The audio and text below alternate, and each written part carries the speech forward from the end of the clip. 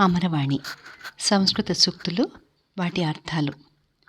ఇవాల్టి అంశం మహాకవుల సూక్తులు. విపక్షమఖిలీకృత్య ప్రతిష్ఠా ఖలు దుర్లభా అనీత్వా పంకతాం ధూళిం ఉదకం నావతిష్టతే. ఇది మాఘుడు రాసిన సూక్తి. శత్రువులను నిర్మూలించకుండా నిలదొక్కుకోవడం అసాధ్యం. ధూళిని బురదగా అణగదొక్కిన మీదనే నీరు నిలవగలుగుతుంది. రెండవ శ్లోకం.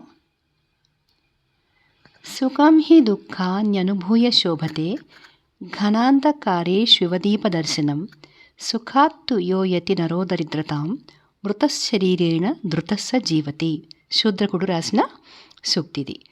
దుఃఖాలు అనుభవించిన తర్వాత సుఖం కలిగితే అంధకారంలో ఉన్నవాడికి దీపం కనబడినట్టు శోభగా ఉంటుంది. సుఖం అనుభవించిన తర్వాత దుఃఖం అనుభవించటం శరీరంతో జీవించినా చావులాంటిదే. మూడవ సూక్తి.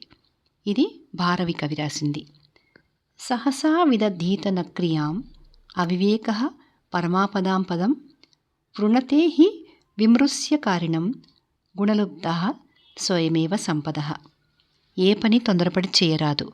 అన్ని ఆపదలకు అవివేకమే మూలం. విమర్శించి పనిచేసే గుణవంతులను సంపదలు తామే వరిస్తాయి.